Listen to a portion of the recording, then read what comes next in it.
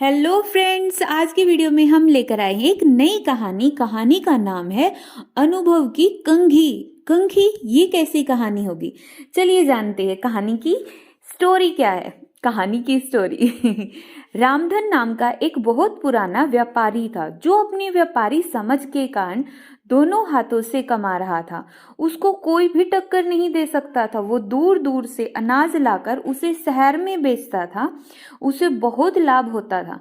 वो अपनी इसी कामयाबी से बहुत खुश था, इसलिए उसने सोचा व्यापार बढ़ाना चाहिए और उसने पड़ोसी राज्य में जाकर व्यापार करने की सोची। दूसरे राज्य में जाने के रास्ते का मानचित्र देखा गया, जिसमें साफ साफ था कि रास्ते में एक बहुत बड़ा मरुस्थल है। खबरों के अनुसार उस स्थान पे कई लुटेरे भी हैं, लेकिन बूढ़ा व्यापारी कई सपने देख चुका था। उस पर दूसरे राज्य में जाकर धन कमाने की इच्छा प्रबल थी। उसने अपने कई किसान साथियों को लेकर प्रस्थान करने की ठान ली। बैलगाड़ियां तैयार की गई और उस पर अनाज लादा गया। इतना सारा माल जैसे कोई राजा की शाही सवारी हो। बूढ़े रामधन की टोली में कई लोग थे, जिसमें जवान युवक भी थे और वृद्ध अनुभवी लोग जो बरसों से रामधन के साथ काम कर रहे थे। जवानों के अनुसार अगर इस टोली का नेतृत्व कोई नव युवक करता तो अच्छा होता, क्योंकि वह वृद्ध रामधन तो धीरे धीरे जाएगा, बिल्कुल आराम आराम से चलेगा और पता नहीं उस मरुस्थल में क्या क्या देखना पड़ेगा। तब कुछ नौजवानों ने मिलकर अपनी अलग टोली बना ली और स्वयं का माल ले जाकर दूसरे राज्य में जाकर व्यापार करने की ठान ली। रामधन को उसके चहेते लोगों ने इस बात की सूचना दी। तब रामधन ने कोई गंभीर प्रतिक्रिया नहीं दिखाई। उसने कहा, भाई, सबको अपना फैसला लेने का बिल्कुल पूरा पूरा हक है। अगर वो मेरे इस काम को छोड़ अपना शुरू करना चाहते हैं तो मुझे क्या आपत्ति होगी भला। और जो भी उनके साथ जाना चाहता हो जा सकता है। अब दो अलग व्यापारियों की टोली बन चुकी थी, जिसमें से एक का नेतृत्व वृद्ध रामधन कर रहे थे और दूसरे का नेतृत्व नव युवक गणपत कर रहे थे। दोनों की टोली में वृद्ध एवं नौजवान दोनों सवार थे। सफर शुरू हो गया। रामधन और गणपत अपनी टोली लेकर चल पड़े। थोड़ी दूर सब साथ साथ ही चल रहे थे कि जवानों की टोली तेजी से आगे बढ़ने लगी। रामधन और उनके साथी पीछे रह गए। रामधन की टोली के नौजवान इस धीमी गति से बिल्कुल खुश नहीं थे और बार बार रामधन को कोस रहे थे। कहते कि वो नौजवानों की टोली तो कब की नगर की सीमा लांघ चुकी होगी और कुछ ही दिनों में मरुस्थल भी पार कर लेगी और हम सभी इस बूढ़े के कारण भूखे मर जाएंगे। धीरे धीरे रामधन की टोली नगर की सीमा पार करके मरुस्थल के समीप पहुंच जाती है। तब रामधन सभी से कहते हैं, यह मरुस्थल बहुत लंबा है और इसमें दूर दूर तक पानी की एक बूंद भी नहीं मिलेगी, इसलिए जितना हो सके पानी भर लो।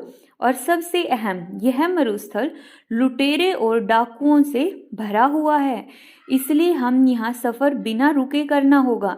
साथ ही हर समय चौकन्ना भी रहना होगा। उन्हें मरुस्थल के पहले तक बहुत से पानी के गड्ढे मिल जाते हैं, जिससे वो बहुत सारा पानी इकट्ठा कर लेते हैं।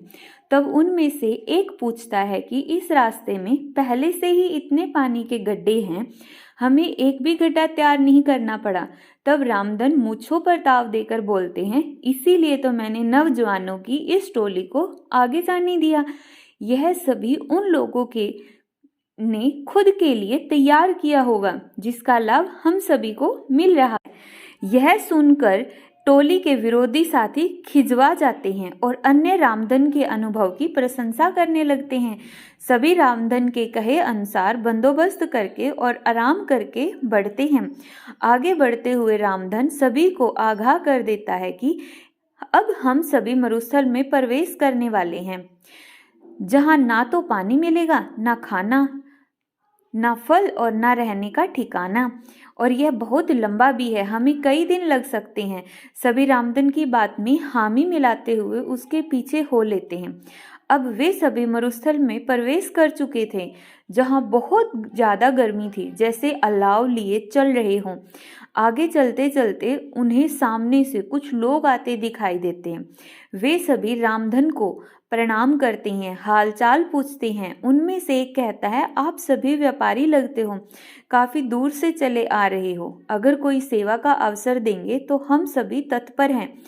उसकी बातें सुन रामधन हाथ जोड़ कह देता है कि भाई, हम सभी भले चंगे हैं, तुम्हारा धन्यवाद जो तुम सभी ने इतना सोचा। और वे अपने साथियों को लेकर आगे बढ़ जाते हैं। आगे बढ़ते ही टोली के कुछ नवयुवक फिर से रामधन को कोसने लगते हैं कि जब वे लोग हमारी सहायता कर रहे हैं तो इस वृद्ध रामधन को क्या परेशानी है, बताओ। कुछ दूर चलने के बाद फिर से कुछ लोग सामने से आते हुए दिखाई देते हैं, जिनके वस्त्र गीले थे, और रामधन और उसके साथियों को कहते हैं कि आप सभी राहगीर लगते हो और इस मरुस्थल के सफर से थके लग रहे हो। अगर आप चाहो तो हम आपको पास के एक जंगल में ले चलते हैं, जहाँ बहुत सारा पानी और खाने को फल हैं। साथ ही अभी वहाँ पर तेज बारिश भी हो रही है, उसी में हम सब भीग गए हैं। अगर आप सभी चाहें तो अपना सारा पानी फेंक कर जंगल से नया पानी भर ले और पेट भर खाकर आराम कर ले। लेकिन रामधन साफ ना बोलकर अपने साथियों से जल्दी चलने को कह देते हैं। अब फिर से टोली के कई नौजवानों को रामधन पे बड़ा गुस्सा आया और वे उसके समीप आकर अपना गुस्सा निकाल देते और पूछते हैं, क्यों वे उन लोगों की बात नहीं सुन रहे हैं, क्यों हम सभी पर जुल्म कर रहे हैं। तब रामधन मुस्कुराते हुए कहते हैं, वे सभी लुटेरे हैं और हमसे अपना पानी फिकवाकर हमें निसहाय करके लूट लेना चाहते हैं और हमें यही मरने छोड़ देना चाहते हैं। तब वे नवयुवक गुस्से में दांत पीसते हुए कहते हैं, सेठ जी, तुम्हें ऐसा क्यों लगता है। तब रामधन कहते हैं, तुम खुद देखो इस मरुस्थल में कितनी गर्मी है, क्या यहाँ कोई जंगल भी हो सकता है। यहाँ की भूमि इतनी सूखी है कि दूर दूर तक बारिश न होने का संकेत देती है। यहाँ एक परिंदे का घोंसला तक नहीं है, तो फल फूल कैसे हो सकते हैं। जरा निगाह उठाकर ऊपर तो देखो, दूर दूर तक कोई बारिश के बादल नहीं है, ना ही हवा में बारिश की ठंडक है, ना ही गीली मिट्टी की खुशबू। तो कैसे उन लोगों की बातों पर यकीन किया जा सकता है। मेरी बात मानो, कुछ भी हो जाए अपना पानी मत फेंकना और ना ही कहीं भी रुकना। कुछ देर आगे चलने के बाद उन्हें रास्ते में कई नर कंकाल और टूटी फूटी बैलगाड़ियां मिलती हैं। वे सभी कंकाल गणपत की टोली के लोगों के थे, उनमें से एक भी नहीं बचा था। उनकी ऐसी दशा देख सभी रोने लगते हैं, क्योंकि वे सभी उन्हीं के साथी थे। वो जो नौजवान आगे चले गए थे, ये वही लोग थे। तब रामधन कहते हैं कि जरूर इन लोगों ने तुम्हारे जैसे ही इन लुटेरों को अपना साथी समझा होगा, और इसका परिणाम यह हुआ, आज इन्हें अपने जीवन से हाथ धोना पड़ा।